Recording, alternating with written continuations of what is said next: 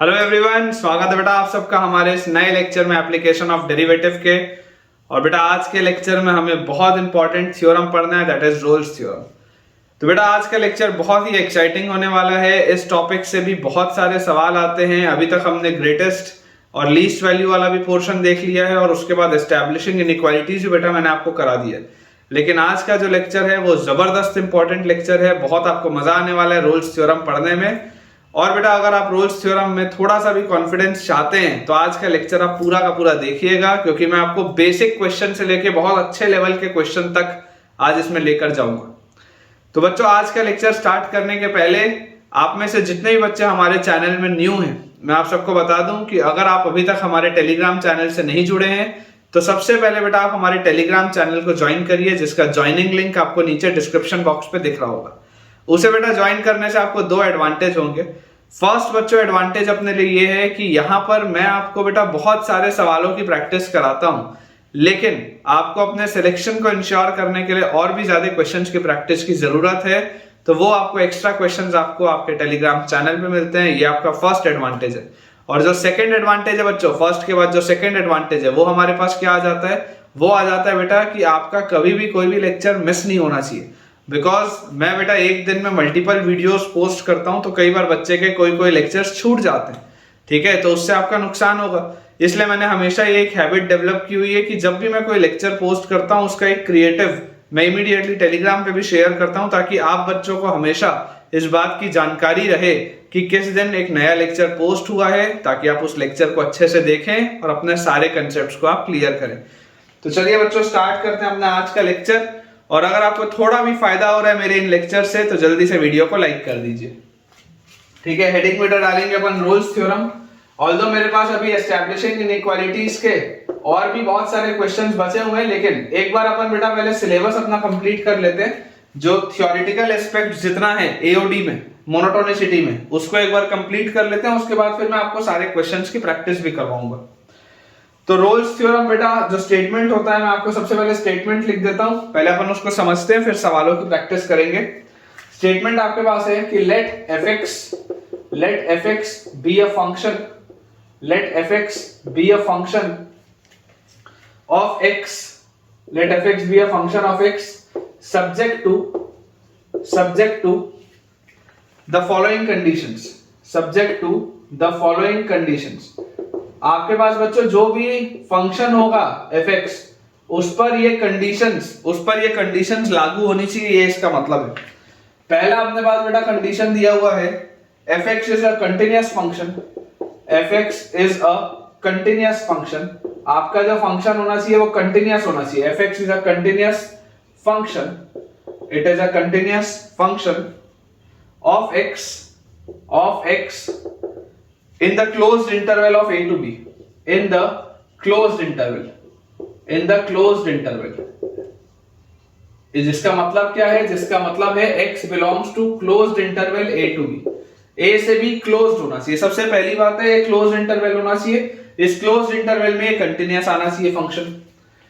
Second बेटा अपने पास क्या रीजन आ जाता है, सेकंड जो अपने पास कंडीशन आ जाती है that is f dash x exists, f dash x exists, f dash x exists for every point,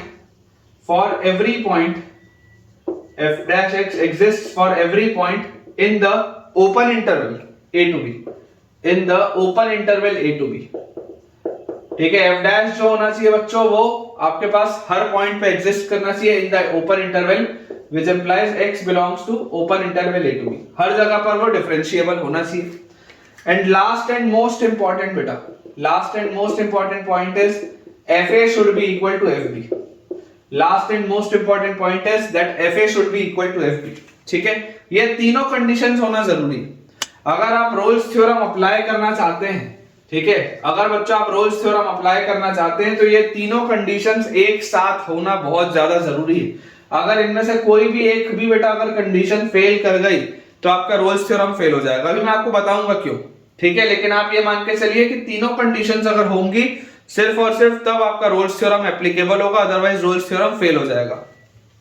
जैसे, ठीक है, तो आप इसके आगे लिख सकते हैं then there exists at least one point then there exists at least one point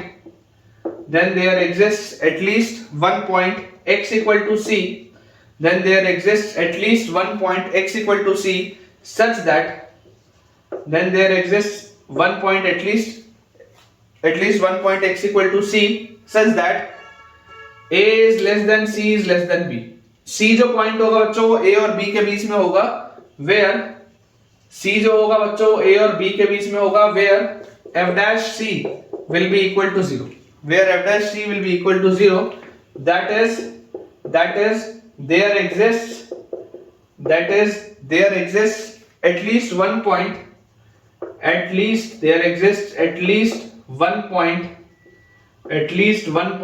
c, fc. जब आप x की जगह c डालोगे तो fx की जगह fc मिलेगा, तो at least one point c, fc on y equal to fx when tangent is parallel to the x-axis, when tangent is parallel to the x-axis, when tangent is parallel to the x-axis, ठीक है, ये अपने पास बच्चों चीज दी. Then there exists at least one point x equal to c such that a जो है बेटा वो c से छोटा है और c जो है वो b से छोटा है, मतलब c जो है वो a और b के बीच में, where f dash c is equal to 0, ठीक है, that is there exists at least one point c, fc on y equal to fx where the tangent is parallel to the x-axis, इसका बेटा देखिए मैं आपको figure बना के दिखाता हूं कि इसका फिगर आइडियली किस तरीके का होता है. इमेजिन करिए अगर ये हमारे पास हमारा कार्टेशियन प्लेन है, ठीक है, ये आपका x एक्सिस है और ये आपका y एक्सिस है. अब बेटा अगर मैं आपके पास एक इस तरीके का ग्राफ बनाया, कंटिन्यूअस कर्व आपको दिखाई दे रहा है और ये कर्व मैं आपको बोल रहा हूं this curve lies between a and b, ठीक है, ये बेटा x की वैल्यू a है और यहां पर हमारे पास x की वैल्यू है b, यहां पर हमारे पास x की वैल्यू a है और यहां पर हमारे पास x की वैल्यू है बेटा b, और जैसे x की वैल्यू a और x की वैल्यू b हमारे पास आती है तो देखो क्या लिखा हुआ है, इसमें क्या क्या कंडीशन होनी चाहिए. fx is a continuous function of x in the closed interval. सबसे पहले तो आपका fx कंटीन्यूअस फंक्शन होना चाहिए, आपको दिखाई दे रहा है कंटीन्यूअस फंक्शन है. f dash x exist on every point, देख लो आप हर जगह f dash x एग्जिस्ट करेगा, मतलब कि there should not be any sharp corner, है ना. अगर कंटीन्यूअस है तो this means there should not B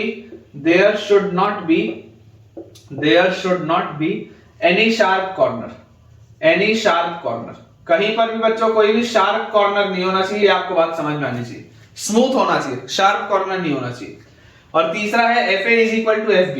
देख लो आप ये दोनों की वैल्यू सेम है, a और b पे इसकी वैल्यू मान लेते हैं, कोई भी इसकी वैल्यू आ जाएगी, लेट अस से y1 ऐसा मान लो, ठीक है. fa और fb की वैल्यू बराबर है, मान लेते हैं इसकी वैल्यू किसी y1 के बराबर है, लेट अस से इसकी वैल्यू किसी y1 के बराबर है. Then there exists at least one point x equal to c, तो 100% बेटा यहाँ पर बीच में कहीं पर x equal to c आपके पास मिलेगा, एटलीस्ट एक बार बेटा आपको ऐसा x equal to c मिलेगा जो कि आप क्या बोल सकते हैं, c जो होगा वो a और b के बीच में होगा और f dash c जो होगा वो 0 होगा. आप देख लो f dash c की वैल्यू 0 है, f dash c 0 मतलब क्या होता है कि अगर इस पॉइंट पे आप टेंजेंट डालेंगे तो उस टेंजेंट का स्लोप विल बी 0, या ये टेंजेंट लाइन जो होगी वो x एक्सिस के पैरेलल होगी, ये इसका मतलब है. f dash c की अगर बेटा मैं वैल्यू 0 बोल रहा हूं, f dash c की वैल्यू 0 मतलब क्या है कि यानी लाइन का slope x equal to c पर 0 होगा, मतलब ये वाली लाइन x एक्सिस के पैरेलल होगी. ये बेटा बेसिक है रोल्स थ्योरम का. अभी इसको कैसे अप्लाई करते हैं, कब अप्लाई करते हैं, मैं आपको सारी चीजें समझाता हूं. पहले मैं आपको वो पॉइंट्स बता देता हूं जहां पर रोल्स थ्योरम एप्लीकेबल नहीं है. जैसे कि आपको बेटा ये 3 पॉइंट्स की जानकारी होनी चाहिए कि आपका फंक्शन कंटीन्यूअस होना चाहिए, आपका फंक्शन डिफरेंशिएबल होना चाहिए, और साथ ही साथ आप क्या बोलेंगे कि आपका a और b पे फंक्शन का वैल्यू सेम होना चाहिए. तो जब इस तरीके की कोई कंडीशन हमारे पास आती है तो आप रोल्स थ्योरम एप्लीकेबल बोलते हैं. और रोल्स थ्योरम बोलता क्या है, रोल्स थ्योरम सिर्फ ये बोलता है कि आपके पास a और b के बीच में कम से कम एक ऐसा पॉइंट आएगा जहां पर उसका डैश 0 हो रहा होगा. रोल्स थ्योरम का सिंपल मतलब क्या है, अगर ये सारी कंडीशन सेटिस्फाई हो गई तो a और b के बीच में, मैं हिंदी में लिख देता हूं ताकि आपको समझ में आए, a और b के बीच में कम से कम एक ऐसा पॉइंट आएगा, मिनिमम आप एक बोल सकते हो, एटलीस्ट वन, एक से ज्यादा भी हो सकते हैं, अभी बताऊंगा, है ना। देखो एटलीस्ट वन पॉइंट बोला ना, एटलीस्ट, कम से कम एक ऐसा पॉइंट आएगा, एक ऐसा पॉइंट आएगा जहां पर f डैश x 0 के बराबर होगा। ये आपको समझ में आना चाहिए। बेसिक अगर कोई रोल्स थ्योरम पूछे तो बस हमको ये समझ में आना चाहिए कि अगर ये तीन कंडीशन सेटिस्फाई हो रही है, अगर ये तीनों कंडीशन सेटिस्फाई हो रही है, तो ए और बी के बीच में कम से कम, ए और बी के बेटा बीच में कम से कम आपके पास ऐसा एक पॉइंट आएगा, ये बीच में कम से कम एक ऐसा पॉइंट आएगा जहां पर बच्चों एफ डैश जो होगा वो 0 के बराबर होगा। ठीक है, ये अपने पास लिखा हुआ है। तो चलिए इसको बेटा अपन क्लियर करते हैं। सबसे पहले अपन कुछ ग्राफ बना के देखते हैं जहां जहां पर रोल्स थ्योरम वैलिड नहीं होता किसी कारण की वजह से, और उसके बाद फिर अपन क्वेश्चंस की प्रैक्टिस स्टार्ट करते हैं। जैसे देखो मैं आपको बेटा कुछ केसेस बना के बता रहा हूं जहां पर रोल्स थ्योरम फेल होगा। ठीक है ना, मैं आपको क्यों बोल रहा हूं कि सारी कंडीशन जरूरी होनी चाहिए। आप यहां पर देखिए, ये आपके पास अगर मान लीजिए एक मैंने इस तरीके से कर्व बनाया, ठीक है, ये हमारे पास एक कर्व बना हुआ है, ये हमारे पास है a और ये हमारे पास है b। अब आप देखो ये फंक्शन a से b में कंटिन्यूअस नहीं है, this function is not continuous ये नहीं है। ठीक है, कंटिन्यूअस वाले में मैं क्रॉस लगा देता हूं। क्लोज्ड इंटरवल में कंटिन्यूअस होना चाहिए था, पहला पॉइंट था, क्लोज्ड इंटरवल में कंटिन्यूअस होना चाहिए था, ये इस ओपन इंटरवल में कंटिन्यूअस है, क्लोज्ड में नहीं है। उसके बाद डिफरेंशिएबल होना चाहिए था ओपन इंटरवल में, तो डिफरेंशिएबल होना चाहिए था ओपन इंटरवल में, वो है differentiable in open interval a to b, वो है। और उसके बाद तीसरा क्या होता है कि तीसरा आपके पास आ जाता है fa का वैल्यू fb के बराबर होना चाहिए था, fa का वैल्यू fb के बराबर होना चाहिए था, वो भी। ठीक है ना, fa का वैल्यू fb के बराबर होना चाहिए था, वो भी। लेकिन क्या यहां पर रोल्स थ्योरम लगेगा? तो यहां पर रोल्स थ्योरम नहीं लगेगा। ठीक है, रोल्स थ्योरम की अगर हम बात करें तो Rolle's theorem will not be applicable, मतलब कि इस इंटरवल में ऐसा कोई भी पॉइंट नहीं आएगा सी जहां पर f डैश 0 हो। आप देख सकते हैं ये मोनोटोनिकली इंक्रीजिंग है, यहां पर कहीं पर भी इसका डेरिवेटिव 0 नहीं हो रहा है, कहीं पर भी ऐसा पॉइंट नहीं आ रहा है जहां पर आप स्लोप डालोगे तो वो एक्स एक्सिस के पैरेलल है, कहीं भी नहीं आ रहा, f डैश कहीं पर भी 0 नहीं है।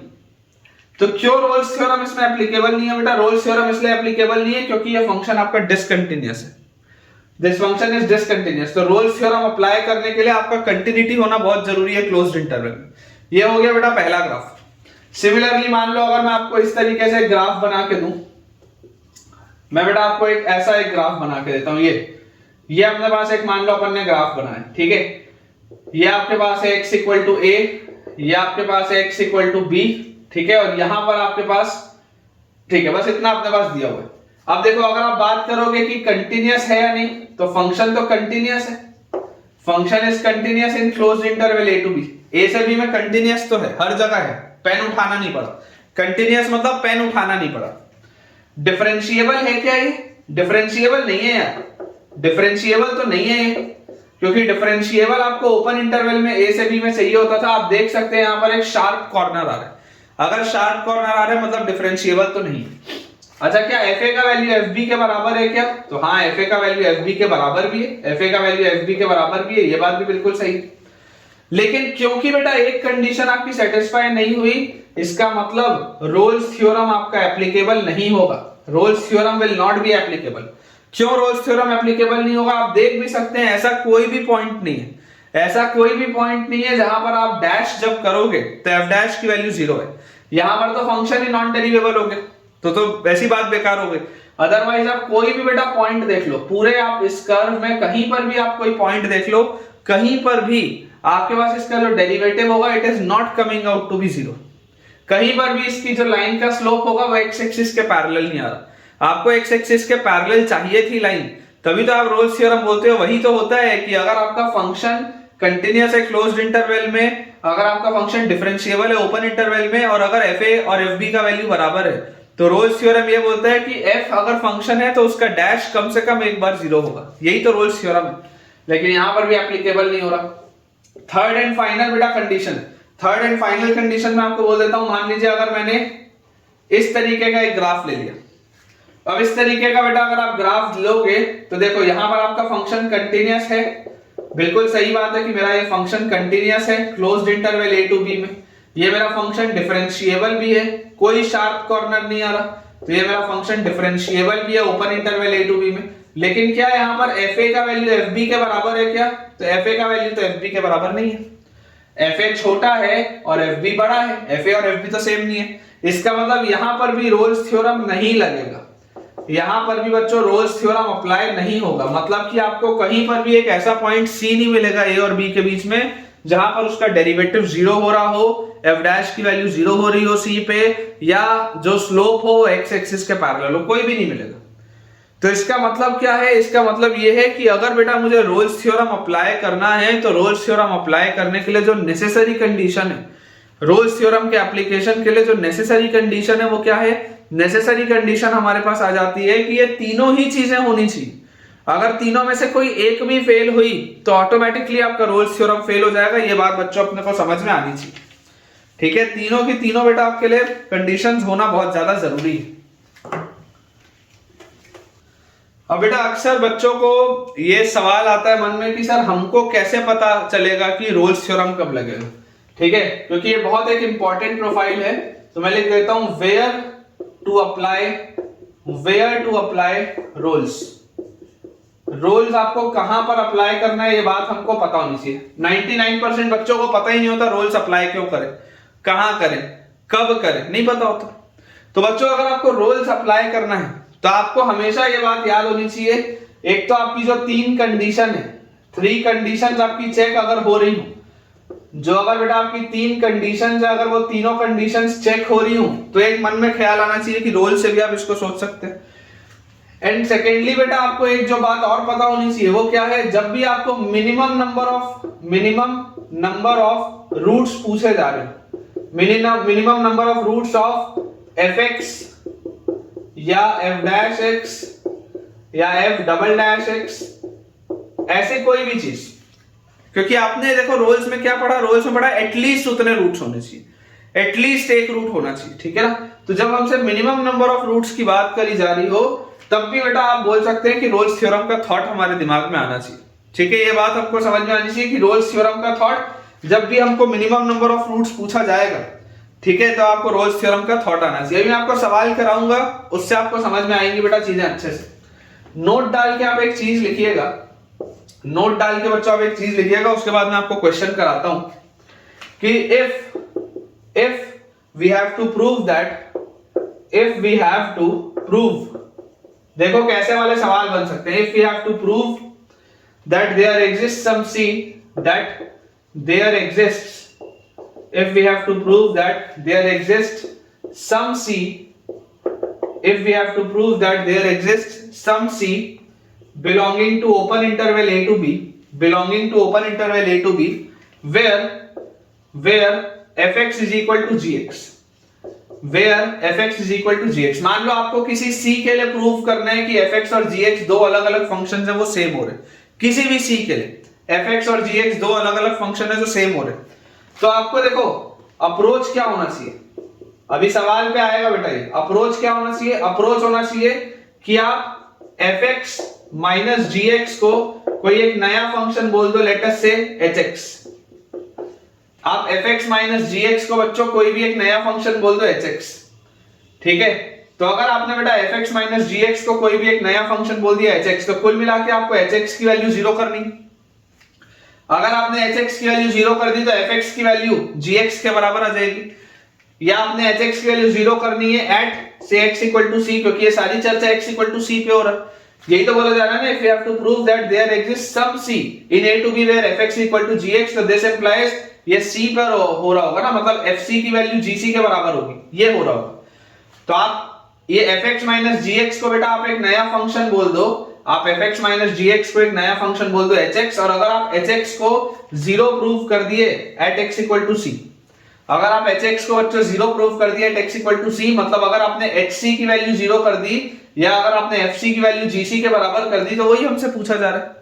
और जैसे बेटा आपने ये चीज बोल दी तो अब मैं आपको इसमें पता है क्या बोलूंगा, मैं आपको बोलूंगा अज्यूम Lx, L आपने एक नया फंक्शन बोल दिया, assume Lx is equal to integral of hx dx, assume Lx is equal to integral of hx dx in closed interval a to b and apply rules। मतलब इसमें बेटा बहुत difficult level के क्वेश्चन बनते हैं, इसलिए देखो आपको हो सकता है थोड़ा सा समझने में प्रॉब्लम आ रही। मैंने जो लिखा है उसको एक बार थोड़ा ध्यान से तसल्ली से आप सोचो कि मैंने आपको क्या बोला। आपको ये जो चीज प्रूव करनी है किसी पॉइंट सी पे, आप सबसे पहले उसको एक साइड लेके आके कोई नया फंक्शन मान लो, और जो आपने नया फंक्शन माना उसके इंटीग्रल को आप मान लो Lx, और इस Lx पे आप रूल्स अप्लाई करो and apply rules on Lx। आप इस Lx पे बच्चों रूल्स अप्लाई करो। जैसे ही आप इस पे रूल्स अप्लाई करोगे in closed interval a to b, पहली बात तो आपने ये इंश्योर कर लिया है कि ये कंटीन्यूअस फंक्शन की बात हो रही है, डिफरेंशिएबल फंक्शन की बात हो रही है, fa और fb भी बराबर है।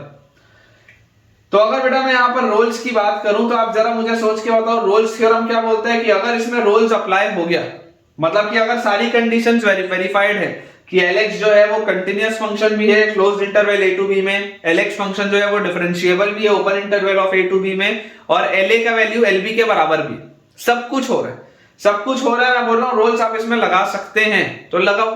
और जैसे ही आप रोल्स लगाओगे तो रोल्स क्या बोलता है कि अगर Lx की वैल्यू, अगर Lx आपका रोल्स में अप्लाई हो रहा है, मतलब कि कम से कम एक वैल्यू c होगी जिसमें कि L' x0 होगा। रोल्स क्या बोलता है, रोल्स ये बोलता है कि देयर एग्जिस्ट, ये जो सिंबल होता है बेटा, ये सिंबल होता है देयर एग्जिस्ट का, there exist a c belonging to open interval a to b where L' will be equal to 0, जहां पे L' की वैल्यू 0 होगी। और जैसे ही बच्चों मैं बोलूंगा L' की वैल्यू 0 होगी मतलब hc की वैल्यू 0 होगी, क्योंकि इसका डिफरेंशियल, इसको जब आप बेटा डिफरेंशिएट करेंगे इसका डेरिवेटिव क्या होगा, इसका डेरिवेटिव hx आएगा। अगर Lx इज इंटीग्रल ऑफ ये तो इसका डिफरेंशियल क्या होगा, hx होगा। तो यहां से बेटा hc की वैल्यू अगर 0 आ गई, इसका मतलब hc की वैल्यू 0 मतलब fc माइनस gc की वैल्यू 0, इसका मतलब fc की वैल्यू आ गई gc के बराबर। और यही तो प्रूफ करना था, यही तो आपको प्रूफ करना था। एक बार बेटा इसको आप नोट बस कर लो, मैं अभी आपको क्वेश्चंस कराता हूं, उसमें मैं आपको 100% गारंटी दे रहा हूं, आपको कॉन्फिडेंस आ जाएगा। आप इसको सिर्फ एक बार नोट कर लीजिए, एक बार अच्छे से लिख लीजिए, और अगर जरूरत लगती हो तो पिछले 10-15 मिनट जितनी देर से मैं ये चीज बोल रहा हूं उसको एक बार सुन लीजिए। मैं आपको गारंटी दे रहा हूं आपको बढ़िया से समझ में आएगा द मोमेंट हम क्वेश्चंस की प्रैक्टिस स्टार्ट करेंगे। देखिए बेटा कुछ बहुत आसान आसान से मैं आपको सवाल कराता हूं, ठीक है, एकदम ये सीबीएसई लेवल है। Verify Rolle's theorem, verify Rolle's theorem for the following functions, for the following functions, verify Rolle's theorem for the following functions। एकदम सिंपल बेटा, एकदम सरल सा ये सवाल है। पहला आपके पास दिया हुआ है, फर्स्ट आपके पास बच्चों दिया हुआ है fx is equal to x into x plus 3 into e raised to the power minus x by 2। fx is equal to x into x plus 3 into e raised to the power minus x by 2 in closed interval -3 से 0। अब देखो समझने की बेटा कोशिश करो, है ना। और यहां पर ऐसा लिख लेते हैं verify Rolle's theorem for the following functions and find the point c wherever possible। ऐसा लिखिए कि जहां जहां पे संभव होगा वो आप पॉइंट सी को भी निकालिए, वेरीफाई करके आप बेटा पॉइंट सी को भी निकालिए। ये अपने पास मान लेते हैं सवाल दिया हुआ। अब जैसे बच्चों ये अपने पास क्वेश्चन लिखा है तो आप ध्यान से इसमें सोचिए कि यार मुझे अगर रोल्स की बात करनी है तो मुझे इसमें सबसे पहले तो क्या देखना है, कंटिन्यूअस है या नहीं। तो कंटिन्यूअस तो है, पहला चेक लग गया। फंक्शन को आप डिफरेंशिएट कर सकते हो या नहीं, तो यार दिख रहा है कि डिफरेंशिएबल फंक्शन है, कोई प्रॉब्लम नहीं है, डिफरेंशिएट भी कर सकते हैं, कहीं पे कोई प्रॉब्लम नहीं आएगी। क्या फंक्शन की वैल्यू a पर और b पर सेम है क्या, तो -3 रखूंगा तब भी 0 आएगा, 0 रखूंगा तब भी 0 आएगा। तीनों चेक तो हो गए, तीनों चेक तो हो गए, मतलब इसमें रोल्स थ्योरम लग सकता है। अब अगर बेटा आप इसमें रोल्स थ्योरम लगाएंगे तो रोल्स थ्योरम लगाने के लिए आप इसमें क्या बोलेंगे, रोल्स थ्योरम लगाने का मतलब ये होता है there exists a c such that f' is equal to 0। ये चीज अपने पास आनी चाहिए। तो बेटा जैसे आप यहां पर इसको डिफरेंशिएट करेंगे तो देखिए f' x की वैल्यू आपके पास क्या आएगी, f' x की वैल्यू अगर आप यहां पर प्रोडक्ट रूल लगाएं तो आपके पास आ जाएगा x into x plus 3 constant, e की power minus x by two का e की power minus x by two और माइनस एक्स बाई टू का minus half, plus x into e की power minus x by two constant. तो आपके पास x plus 3 है बेटा, x प्लस 3 का डिफरेंशिएशन हो जाएगा 1 और plus x plus 3 into e की power minus x by two है, तो यहां से आपके पास x का डिफरेंशिएशन हो जाएगा 1। और ये जो पूरी की पूरी बच्चों चीज है ये 0 के बराबर होनी चाहिए at some x equal to c, यही इसका मतलब है। तो यार यहां से मुझे एक चीज बच्चों दिखाई देती है कि f डैश c जो कि 0 के बराबर होना चाहिए वो आखिर आ किसके बराबर है। अगर मैं x की जगह c रख दूं तो ये e की power minus x by two तो सब में से कॉमन है, तो ये e की power minus c by two निकला कॉमन, अंदर क्या बचा। जैसे बच्चों आप c रखेंगे आपके पास आ जाएगा minus one by two into c plus three, minus one by two into c plus three, plus यहां पर आप x की जगह c और प्लस c प्लस थ्री, ये अपने पास बच्चों पूरी चीज आएगी और वो 0 के बराबर होनी चाहिए।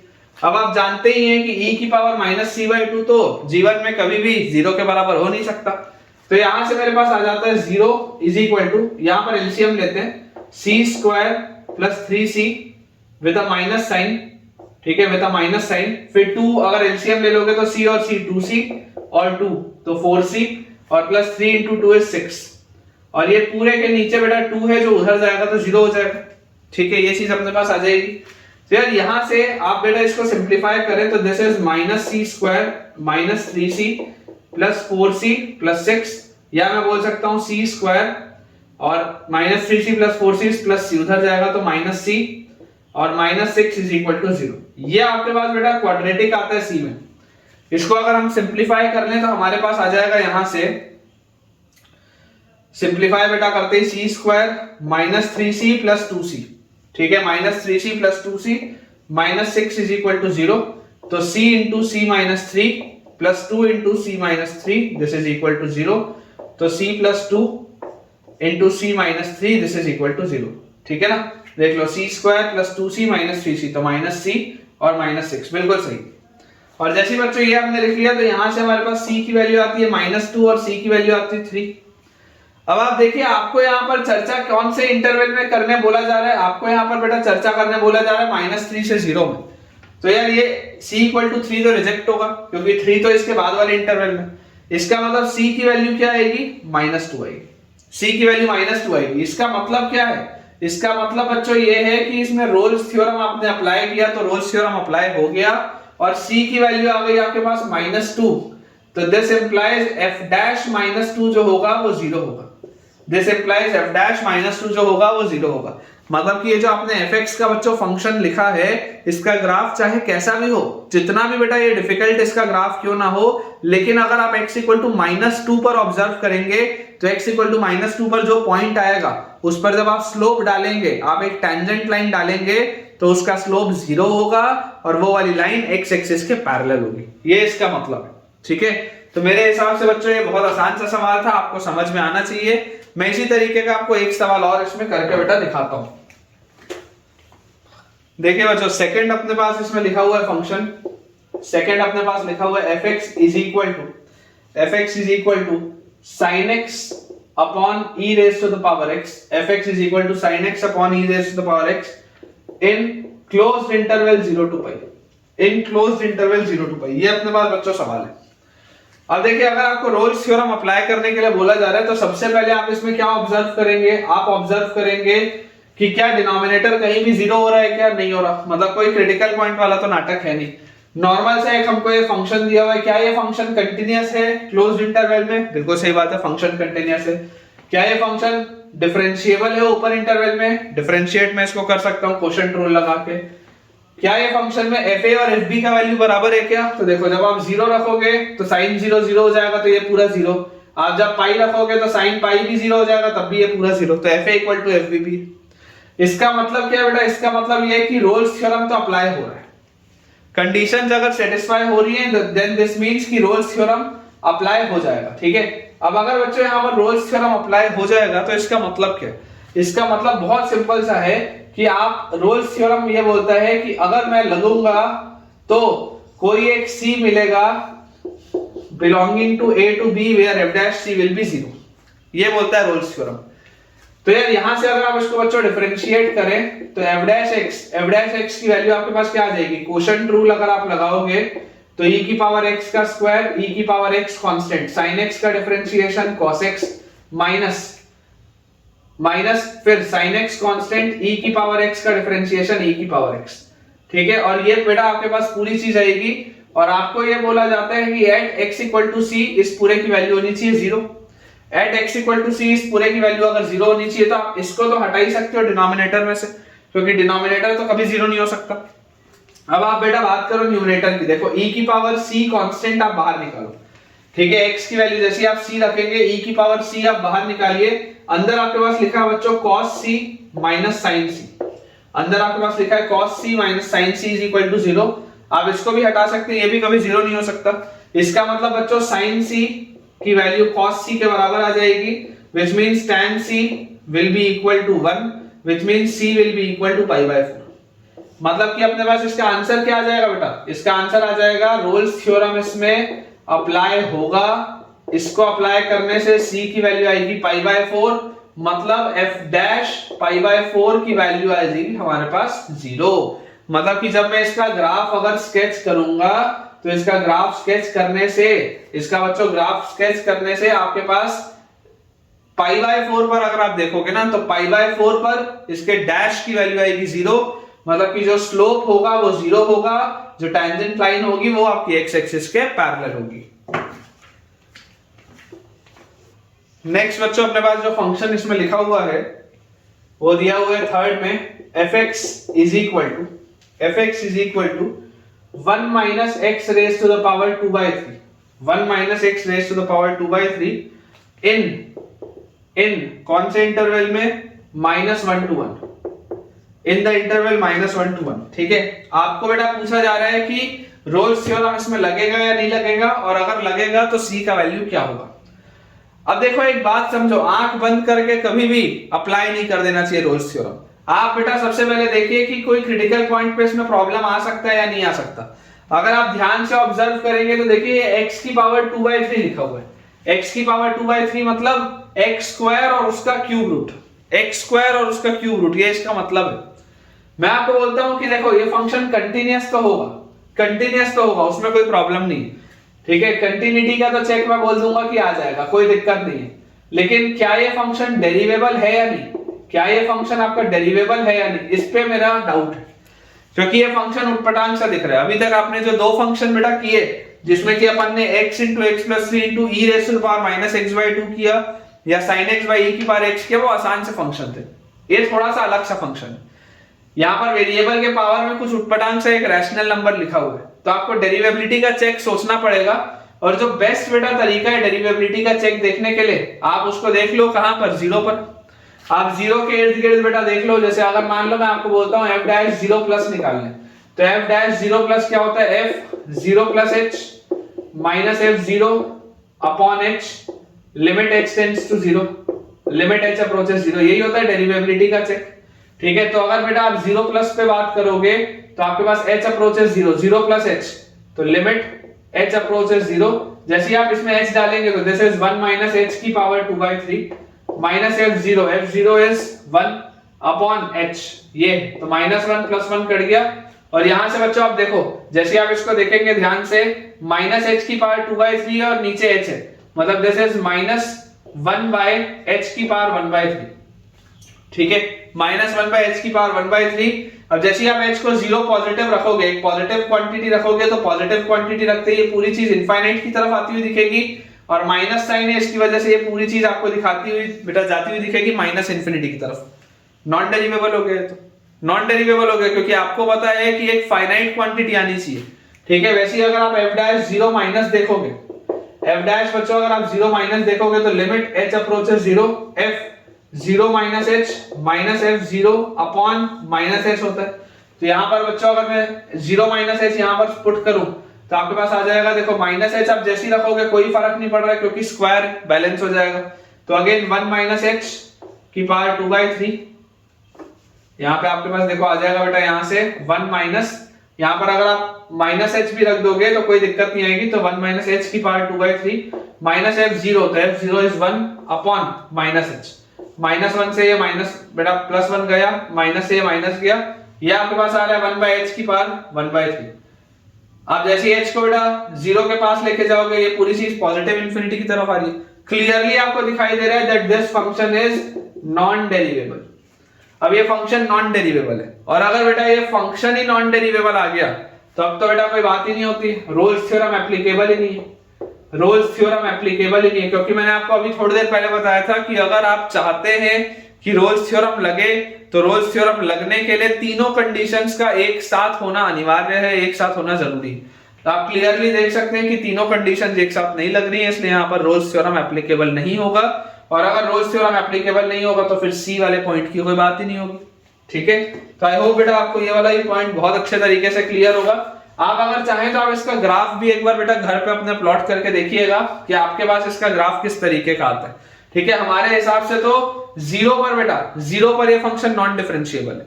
तो अगर ये 0 पर फंक्शन नॉन डिफरेंशिएबल है तो आप भी एक बार इसको बना के देखिए और मुझे कमेंट से बताइए कि इसका ग्राफ किस तरीके का बन रहा है। ठीक है ना बेटा, इसको आप मुझे बताना। देखो इसका मेरे हिसाब से जो ग्राफ आएगा वो कुछ इस तरीके का आना चाहिए। ठीक है, मेरे हिसाब से बेटा इसका ग्राफ कुछ ऐसा आना चाहिए कि ये जो है आपका y एक्सिस पे एक शार्प कॉर्नर आना चाहिए, क्योंकि इसके दोनों साइड की जो लिमिट्स आ रही है वो कहां आ रही है, दोनों साइड्स के लिमिट्स। मतलब आप अगर लेफ्ट हैंड डेरिवेटिव भी देखोगे तो लेफ्ट हैंड डेरिवेटिव भी इसका -इंफिनिटी आएगा, 0 माइनस पे आपने अभी देखा। और राइट हैंड डेरिवेटिव देखोगे तो राइट हैंड डेरिवेटिव भी -इंफिनिटी आएगा, थोड़ी देर पहले आपने देखा 0 प्लस पे।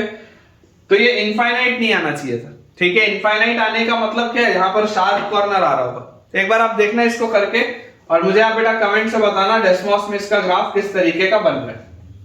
चलिए नेक्स्ट अपने पास बच्चों लिखा हुआ है फोर्थ क्वेश्चन आपके पास दिया हुआ है fx is equal to mod x, fx is equal to mod x in closed interval -1 से 1। अब यार ये तो बहुत आसान है, ये तो बहुत आसान है। आप देख के बोल सकते हैं कि इसमें रोल्स थ्योरम लगेगा ही, कंटीन्यूअस है, this is a continuous function, कोई दिक्कत की बात नहीं है। ठीक है, fa का वैल्यू fb के बराबर भी है, बिल्कुल सही बात है। लेकिन बेटा ये फंक्शन डेरिवेबल नहीं है, ये फंक्शन डेरिवेबल नहीं है क्योंकि इसमें क्या आ जाता है, एक शार्प कॉर्नर आ जाता है। अगर आप ध्यान से इसका बेटा ग्राफ देखेंगे तो इसका ग्राफ इस तरीके का आता है and there happens to be a sharp corner at x equal to 0। Origin पर शार्प कॉर्नर आएगा, इसकी वजह से इस फंक्शन में बच्चों Rolle's theorem is not applicable, Rolle's theorem is not applicable. और अगर रोल्स थ्योरम एप्लीकेबल ही नहीं है तो फिर तो बेटा पॉइंट सी निकालने की बात ही नहीं होगी। ठीक है, चलिए इसको बेटा अपन क्लियर करते हैं और एक ऑल्टरनेटिव वर्जन देखते हैं रोल्स थ्योरम का। नेक्स्ट अपने पास बच्चों जैसे मैंने आपको बताया, अगर हम ऑल्टरनेटिव स्टेटमेंट देखें, नोट डाल के बच्चों आप लिखेंगे alternative statement of Rolle's, alternative statement of Rolle's. Rolle's का हमको अब ऑल्टरनेटिव स्टेटमेंट देखना है कि किस तरीके से हम रोल्स थ्योरम को और समझ सकते हैं। तो बच्चों आपको बोला जा रहा है बिटवीन एनी टू रूट्स, ये जो बेटा मैं आपको अभी पॉइंट लिखा रहा हूं इस पर based direct question JEE Mains और एडवांस में। ये जो मैं आपको पॉइंट लिखा रहा हूं direct question, between any two roots of a differentiable, between any two roots of a differentiable function, between any two roots of a differentiable function fx, there exists at least one root of f dash x, at least one root of f dash x, there exists at least one root of f dash x। ठीक है, ये इसका मतलब बोलने का बेटा sense क्या है। देखो आपका अगर फंक्शन डिफरेंशिएबल है, कंटीन्यूअस एक फंक्शन है आपके पास, मान लीजिए मैं इस तरीके का बेटा आपको एक ग्राफ बोलता हूं मान लीजिए इस तरीके का बच्चों एक ग्राफ मैंने बनाया और ये आपका एक्सिस है। ठीक है, ये आपका एक्सिस है।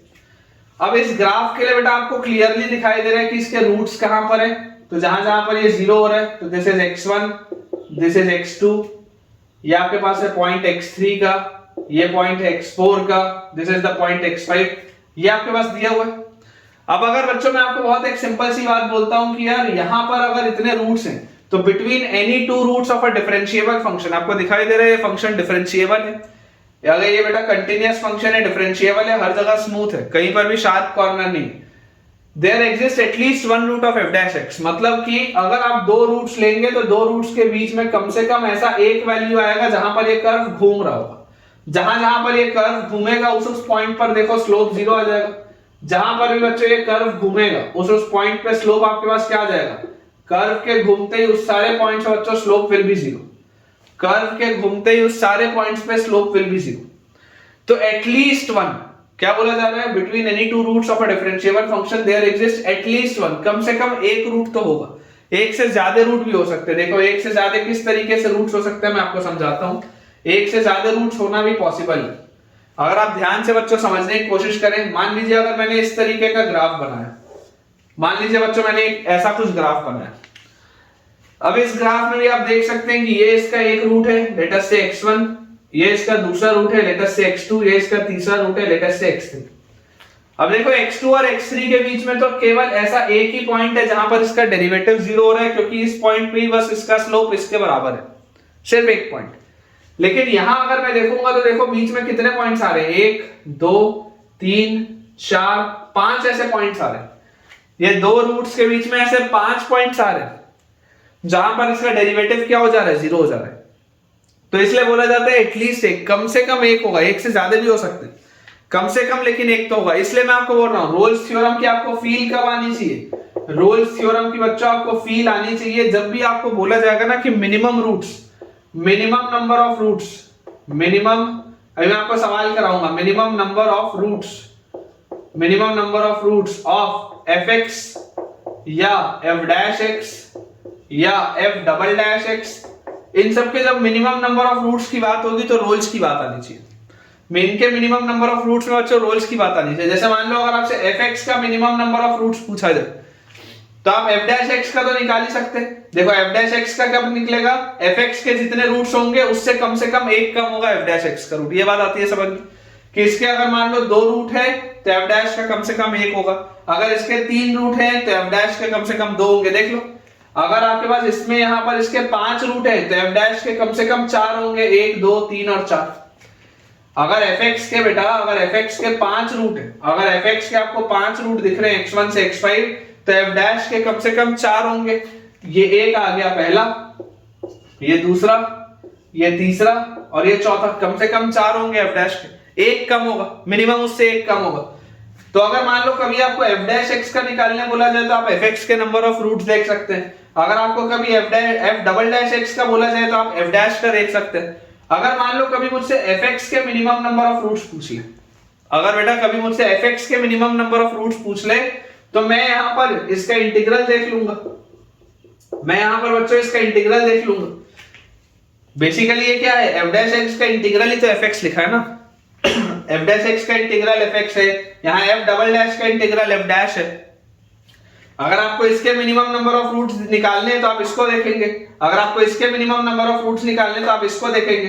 जैसे देखो अगर मैं आपसे यहां पे पूछता हूं कि f डैश के कितने रूट्स हैं तो आप बोलेंगे मिनिमम f डैश के 4 रूट्स होंगे, 1 2 3 4। तो इसके आपने मिनिमम 4 क्यों बोले, क्योंकि fx के मिनिमम 5 रूट दिख रहे हैं। fx के बेटा आपको मिनिमम 5 रूट दिख रहे हैं, ये x1 से लेकर x5 तक, ये x1 से लेकर x5 तक आपको fx के 5 रूट दिख रहे हैं।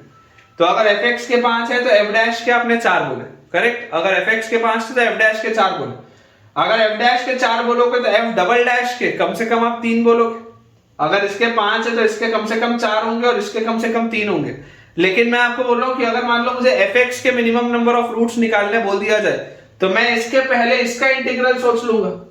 सवाल अभी कराऊंगा, समझ में आएगा, 100% गारंटीड है, आपको समझ में आएगा और मजा भी आएगा। और ये वाली बेटा चीज अगर आपको न्यू लग रही है, अगर ये सारी चीजें आपने रोल्स थ्योरम में नहीं पढ़ी है तो मुझे कमेंट्स में आप इमीडिएटली शेयर करें।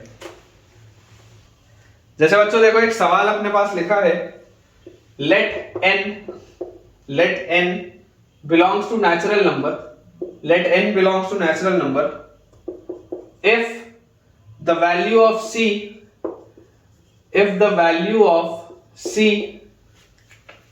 prescribed in Rolle's theorem, if the value of c prescribed in Rolle's theorem, if the value of c prescribed in Rolle's theorem for the function for the function if the value of c prescribed in Rolle's theorem for the function fx is equal to 2x into x minus 3 raised to the power n. fx is equal to 2x into x minus 3 raised to the power n on closed interval 0 to 3. On closed interval 0 to 3 is 3 by 4. On closed interval 0 to 3 is 3 by 4. Find n. ये बच्चों अपने पास सवाल है। देखिए एकदम simple सा सवाल है आपके पास रोल्स थ्योरम का। बोला जा रहा है कि if the value of c prescribed in Rolle's theorem for the function, ये क्लियरली आपको बच्चों दिखाई दे रहा है कि आपका जो फंक्शन है it is a continuous function, it is a differentiable function and continuous तो है ही, डिफरेंशिएबल तो है ही, और उनके साथ साथ ये फंक्शन में अगर आप fa और fb की वैल्यू देखेंगे तो देख लीजिए fa और fb की वैल्यू 0 की आ गई, मतलब कि इसमें रोल्स थ्योरम एप्लीकेबल तो है। ठीक है, रोल्स थ्योरम इसमें बच्चों एप्लीकेबल तो है, ये बात तो श्योर है। बोला जाता है कि रोल्स थ्योरम जब आप इसमें अप्लाई करते हैं तो रोल्स थ्योरम अप्लाई करने पर इसके बेटा f डैश की वैल्यू, मतलब यहां पर आपको क्या बोला जा रहा है, c की वैल्यू 3/4। अगर c की वैल्यू 3/4 है तो मुझे पता है कि f डैश c जो होता है वो 0 होता है, तो दिस इंप्लाइज f डैश 3/4 0 होगा। अगर c की वैल्यू बच्चों आपको 3/4 दी हुई है, इसका मतलब f डैश 3/4 क्या होगा, 0 होगा। तो आप सबसे पहले बच्चों f डैश x निकालो। f डैश x अगर आप निकालेंगे तो यहां से देखिए आपके पास f डैश x क्या आ जाएगा, 2 कांस्टेंट है। अगर आप x को कांस्टेंट रख रहे तो x - 3 की पावर n का n into x - 3 की पावर n - 1 और फिर x - 3 का डिफरेंशिएशन 1 प्लस 2 into x - 3 की पावर n, आपने अगर कांस्टेंट रख लिया तो x का डिफरेंशिएशन 1। और आपको बोला जा रहा है कि f डैश 3/4 is 0, तो f डैश 3/4 अगर इसकी वैल्यू है 0 तो आपके पास जैसे ही आप इसको डिफरेंशिएट करेंगे और ये डिफरेंशिएट आप कर चुके 3/4 रखेंगे तो बेटा आप देखो इस पूरे में से आप 2 into x - 3 की पावर n - 1 तो बाहर निकाल लो। 2 into x - 3 की पावर n - 1 तो आप बाहर निकाल लो, तो आपके पास अंदर क्या बचेगा, यहां पर आपके पास बेटा अंदर बचेगा x और n, तो nx आपके पास यहां अंदर बचा यहां पर, और यहां पर आपने क्या बोला 2 into x - 3 की पावर n - 1 बाहर निकाला तो प्लस x - 3 अंदर बचा। ये आपके पास बच्चों अंदर बच रहा है। और मैं यहां पर बोल रहा हूं कि x की वैल्यू क्या है, x की वैल्यू आपके पास है 3/4। x की वैल्यू बेटा अपने पास आ जाती है 3/4। 2 into x की पावर x - 3 की पावर n - 1 अपन बाहर निकाल रहे हैं, तो जैसे ही मैं x की वैल्यू बच्चों 3/4 डाल दूंगा और इस पूरे को मैं बोलूंगा कि ये पूरा 0 होना चाहिए। ठीक है, अगर बेटा मैं आपको बोलता हूं कि ये पूरी चीज 0 होनी चाहिए तो आप देखो ये 2 तो आप हटा दो, अब 3 - 3/4 - 3 की पावर n - 1, ठीक है, और मल्टीप्लाइड बाय यहां पर 3n/4 प्लस 3/4 - 3, ये पूरे की वैल्यू 0 आनी चाहिए। जैसे हम x की वैल्यू 3/4 डालेंगे तो यार ये तो देखो कभी 0 नहीं आ सकता, यानी चीज तो कभी 0 नहीं आ सकती, एक्सपोनेंशियल फंक्शन हो गया। यहां पर मतलब अगर ये 0 होना चाहिए तो यहां से अपने पास देखो 3 का फैक्टर तो कॉमन लेके आप हटा दो, यहां पर 1 बचा, तो हमारे पास आ गया n + 1/4 should be equal to 1, ये -1 उधर जाएगा तो 1, तो n + 1 की वैल्यू आ गई 4 और n + 1 की वैल्यू बच्चा आपके पास आ गई 4 और n की वैल्यू आ गई 3। ठीक है, ये अपने पास आंसर आएगा बेटा। देख लो आपके पास जो n आएगा, देखो क्या बोला जा रहा है, n एक नेचुरल नंबर है, मतलब n की वैल्यू हमारे पास आ जाएगी 3, और अगर n की वैल्यू 3 आ जाएगी इसका मतलब आपके पास जो फंक्शन fx होगा, that function fx will be 2x into x - 3 का cube. Function fx will be 2x into x - 3 का क्यूब, ये हमारे पास आ जाता है फंक्शन fx। और जैसे ही आप इसको डिफरेंशिएट करेंगे तो डिफरेंशिएट करने पर आप बेटा पाएंगे, या आप अगर आप मान लीजिए इस फंक्शन का ग्राफ बनाते हैं तो इस फंक्शन का ग्राफ बनाने में बेटा आप ये बात पाएंगे कि 3/4 पर इसका जो स्लोप आएगा that will be equal to 0, मतलब वो लाइन जो आएगी that will be parallel to x axis. ठीक है, बहुत आसान सा बेटा सवाल था रोल्स थ्योरम की फील लेने के लिए। नेक्स्ट बच्चों अपने पास इसमें सवाल लिखा हुआ है, इफ रोल्स थ्योरम होल्ड्स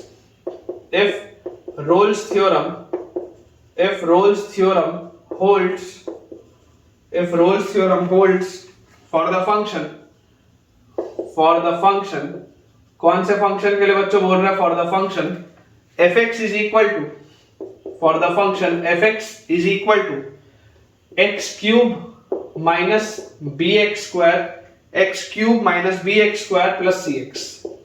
ठीक है, if Rolle's theorem holds for the function fx is equal to x cube minus bx square plus cx in closed interval 1 से 2, in closed interval 1 से 2 at the point, in closed interval 1 से 2 at the point, in closed interval 1 से 2 at the point x equal to 4 by 3, in closed interval 1 से 2 at the point x equal to 4 by 3, find b and c, find b and c। ये अपने पास बच्चों सवाल है, आपको इसमें बोला जा रहा है कि रोल्स थ्योरम होल्ड करता है at the point x equal to 4 by 3। मतलब कि देखो मुझे इसमें क्या पता है, फंक्शन बच्चों ने मुझे दिया हुआ है fx फंक्शन मुझे दिया हुआ है x cube minus bx square plus cx, ये मेरे पास फंक्शन दिया हुआ है। और मुझे बच्चों बात करनी है इन द इंटरवल 1 to 2, मुझे बच्चों बात करनी है इन द इंटरवल 1 to 2। अब अगर मुझे 1 से 2 में इसकी बच्चों बात करनी है, तो यार यहां से मुझे देखो क्या समझ में आता है कि अगर रोल्स थ्योरम होल्ड करता है तो ये फंक्शन कंटीन्यूअस होना चाहिए, ये फंक्शन डिफरेंशिएबल होना चाहिए, और इस फंक्शन में f1 और f2 की वैल्यू सेम होनी चाहिए। ये बात आती है समझ में? तो बेटा आपके पास देखो यहाँ पर नंबर ऑफ वेरिएबल कितने, 2 वेरिएबल। तो अगर मेरे पास 2 वेरिएबल है तो मुझे इसमें 2 अपने इक्वेशन लिखने पड़ेंगे। तो देखो पहला इक्वेशन आपके पास क्या आ जाएगा कि f1 की वैल्यू f2 के बराबर होनी चाहिए। जैसे आप यहाँ पर 1 डालेंगे तो 1 minus b plus c should be equal to 2 डालेंगे तो 8 माइनस 4b प्लस 2c, ये आपके पास आ जाएगी पूरी चीज। तो बेटा अगर आप पूरे को एक साइड ले जाओ तो हमारे पास 4b माइनस b 3b, फिर माइनस c और उसके बाद इज इक्वल टू 7, ये आ जाता है पहला रिलेशन। ठीक है, ये हमारे पास बच्चों आ जाता है फर्स्ट रिलेशन। अब अगर ये हमारे पास बेटा फर्स्ट रिलेशन आ जाता है, सेकंड रिलेशन कैसे निकलेगा? आपको बोला जा रहा है कि Rolle's theorem holds for the function at x equal to 4 by 3, मतलब कि f डैश 4 by 3 की वैल्यू क्या आएगी? 0। इसका मतलब क्या है कि f डैश 4 by 3 की वैल्यू हमारे पास आ जाएगी 0। और अगर बच्चों f डैश 4 by 3 की वैल्यू 0 आ रही है तो इसका मतलब क्या है, इसको आप डिफरेंशिएट करें। अगर आप बेटा डिफरेंशिएट करेंगे तो f डैश x की हमारे पास वैल्यू आ जाती है 3x square minus 2bx, 3x square minus 2bx plus c। और आप बोलते हैं कि 4 by 3 आप जब रखेंगे तो इस पूरे की वैल्यू आपके पास आएगी 0।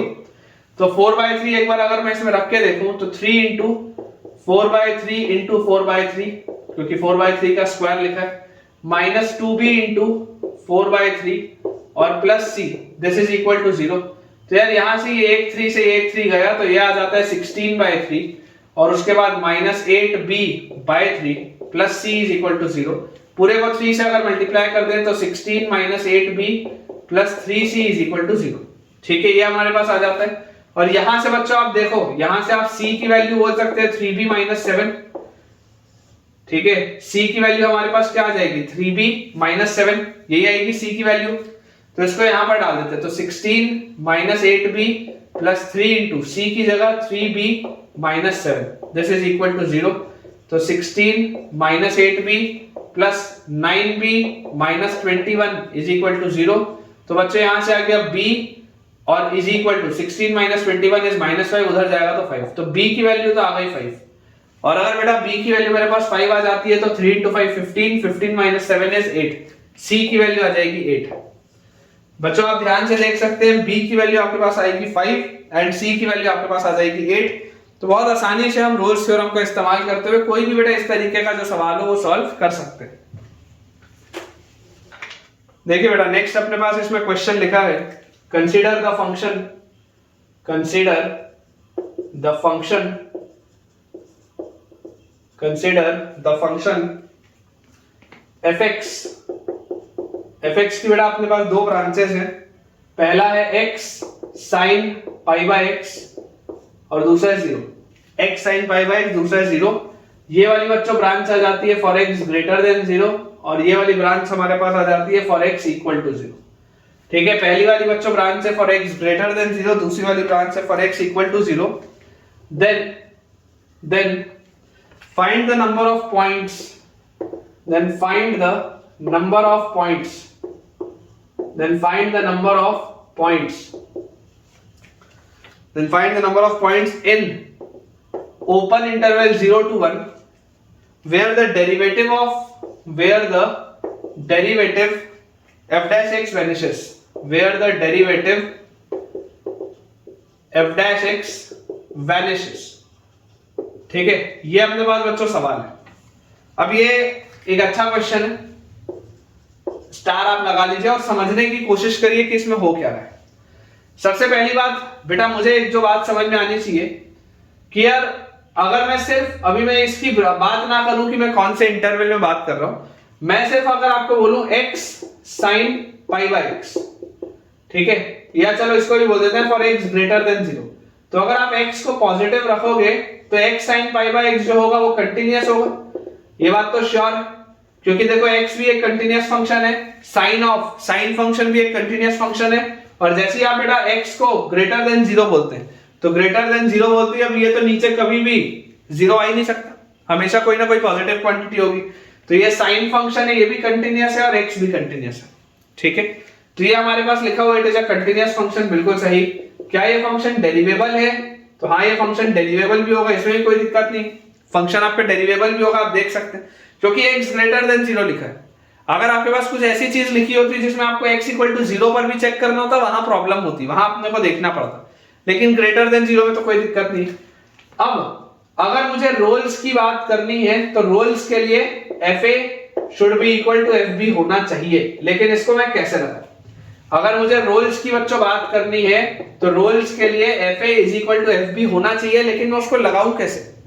तो मैं आपको बोलता हूं सबसे पहले अप्रोच देखो क्या होगा। अप्रोच बच्चों समझने की आप कोशिश करो। अप्रोच इसमें ये होगा कि आप कैलकुलेट द पॉइंट्स, कैलकुलेट या find x such that x sin pi by x is equal to 0। आप कुछ ऐसे x की वैल्यू ढूंढिए ताकि x into sine pi by x 0 हो जाए। अब अगर x पॉजिटिव है तो ये तो जीवन में कभी 0 नहीं हो सकता, अगर x पॉजिटिव है तो ये सामने वाला x तो जीवन में कभी 0 नहीं हो सकता, मतलब कि अगर ये 0 नहीं हो सकता तो sin पाई बाय x को आपको 0 करना पड़ेगा।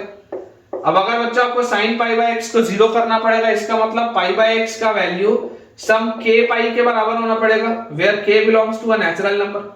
पाई बाय x का वैल्यू सम k पाई के बराबर होना पड़ेगा, क्योंकि sin ऑफ k पाई या sin ऑफ n पाई जो होता है वो क्या होता है, वो 0 होता है।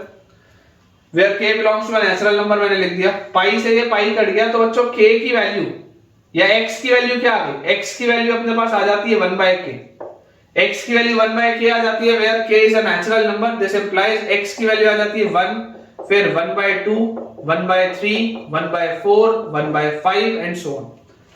ऐसे आपके पास कितने x आ रहे हैं जहां पर ये 0 होगा? Infinite values of x, there are infinite values of x, there are infinite values of x। आप देख सकते हैं 1 by 2, 1 by 3, 1 by 4, 1 by 5 infinite values है x की, जहां पर ये पूरी चीज 0 हो रही है। क्या x की वैल्यू कभी 1 हो सकती है क्या?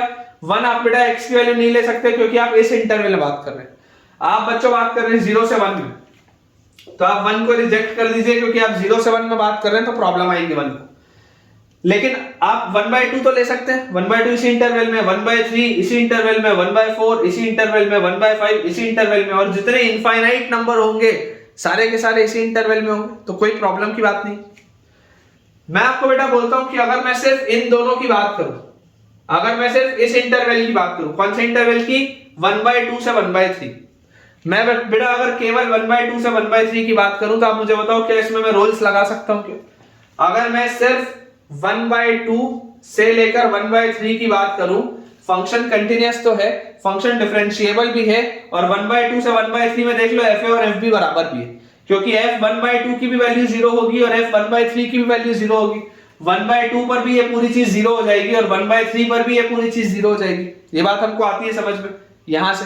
तो अगर इसमें रोल्स थ्योरम लग गया, अगर इसमें बेटा रोल्स थ्योरम लग गया, तो जरा सोच के आप मुझे बताओ कि अगर fx यहां पर 0 हो रहा है, ये दो पॉइंट्स पे अगर fx 0 हो रहा है, अगर ये दो पॉइंट्स पे fx के रूट्स आ रहे हैं, देख लो 0 हो रहा है ना fx, 1 by 2 पर भी इस पूरे की वैल्यू 0 आ रही है, 1 by 3 पर भी इस पूरे की वैल्यू 0 आ रही है, तो अगर इन दो पॉइंट्स पे fx की वैल्यू 0 आ रही है, या अगर ये दो fx के रूट्स हैं, तो इसका मतलब क्या है? इसका मतलब ये है कि f डैश कम से कम एक बार यहां पर 0 होगा। तो इस इंटरवल में at least one x where where f dash x is equal to 0, कम से कम 1 होगा। थोड़ी देर पहले मैंने आपको बताया था अल्टरनेटिव वर्जन। अब देखो इसलिए मैंने ये चीज आपको बोली, आपको यहां पर क्या पूछा गया था, find the number of points. जब भी मैं बोल रहा हूं नंबर ऑफ पॉइंट्स पूछा जाएगा सोच जानी चाहिए।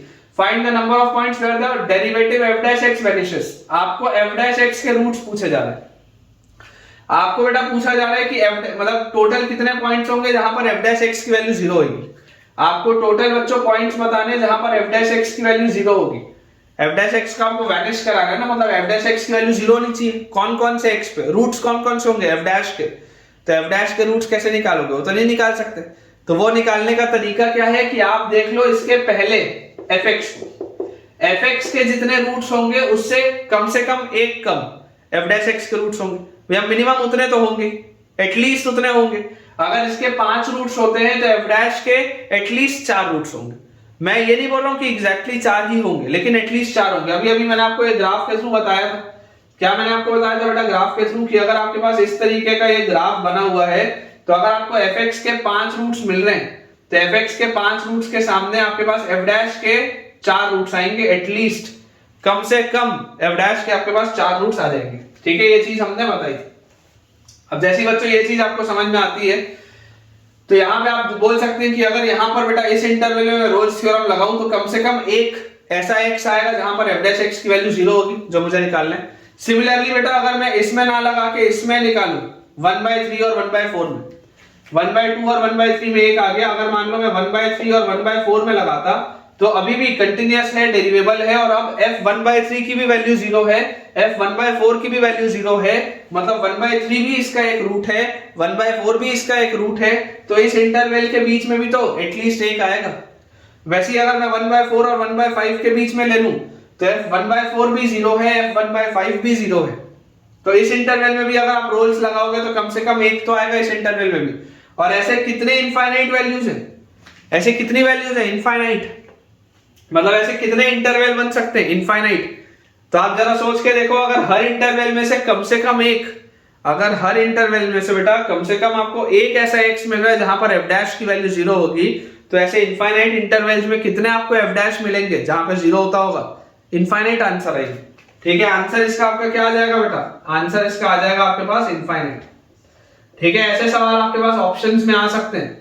ऑप्शन में बेटा इस तरीके के सवाल आ सकते हैं कि find the number of points in 0 to 1 where the derivative of f dash x vanishes, there are infinite points, there are infinite points in 0 to 1 जहां पर इसका डेरिवेटिव वैनिश करेगा। मेरे हिसाब से बहुत अच्छा सवाल था, जबरदस्त एप्लीकेशन है रोल्स का। और मैं आपको फिर बोल रहा हूं, जब भी आपको मिनिमम नंबर ऑफ रूट्स पूछे या नंबर ऑफ रूट्स भी पूछ ले, है ना, अगर आपको बेटा मिनिमम नंबर ऑफ रूट्स पूछे या नंबर ऑफ रूट्स भी अगर आपसे पूछ ले, तो f डैश का पूछा हो या fx का पूछा हो, आपका रोल्स थ्योरम की तरफ थॉट जाना चाहिए। अगर मुझे f डैश के रूट्स की बात हो रही है तो मैंने क्या कर दिया, मैंने fx के रूट्स देख लिए। अगर मुझे f डैश x के रूट्स की बात हो रही थी तो देखो मैंने fx के रूट्स देख लिए। ये बेसिकली मैंने रूट्स ही तो निकाले, है ना। अप्रोच क्या है, fx के रूट्स चेक करने हैं, fx के रूट्स चेक करने हैं। बेसिकली कंसेप्ट यही है, आप fx के रूट्स चेक करिए और जहां जहां पर fx के रूट्स आ रहे हैं कम से कम बीच में उस इंटरवल में एक एक ऐसा पॉइंट आएगा जहां पे वो कर्व घूम रहा होगा। तो जहां पर भी वो कर्व घूम रहा होगा वहां पर उसका डेरिवेटिव भी 0 आ जाएगा, मतलब कि f डैश का भी एक रूट आ जाएगा। तो ठीक है बेटा, विद दिस हम अपने आज के लेक्चर के एंड पे पहुंच चुके हैं। आज का लेक्चर थोड़ा सा अपन शॉर्ट रखेंगे क्योंकि जो अगला मुझे इसमें पोर्शन कराना है, अगर मैंने अभी वो चालू किया तो मुझे कम से कम 1 घंटा और लग जाएगा। ठीक है, इसलिए मैं रोल्स थ्योरम में अगली वैरायटी ऑफ जो क्वेश्चन है जिसमें कि थोड़ा सा डिफरेंशियल इक्वेशन आता है, ऑल्दो हमने अभी डिफरेंशियल इक्वेशन पढ़ा नहीं है, लेकिन एक वैरायटी है रोल्स थ्योरम के अंदर जिसमें बेसिक आता है डिफरेंशियल इक्वेशन का, तो मैं वो अभी चालू नहीं कर रहा हूँ बिकॉज वो चालू करते ही कम से कम 1 घंटा हमें और लगेगा। तो उसको अपन बेटा करेंगे नेक्स्ट लेक्चर में। अगर आपको आज के लेक्चर से थोड़ा भी फायदा हुआ है, अगर आपने आज बच्चों मुझसे कुछ भी नया सीखा है, तो मुझे कमेंट्स में आप शेयर करके बताएं। और आपको आज का बेटा वीडियो कैसा लगा हो, अगर पसंद आया हो तो वीडियो को लाइक करें, चैनल को सब्सक्राइब करें और दोस्तों के साथ इस वीडियो को शेयर भी करें बेटा, ताकि उनकी पढ़ाई भी बहुत अच्छे तरीके से हो पाए। Thank you.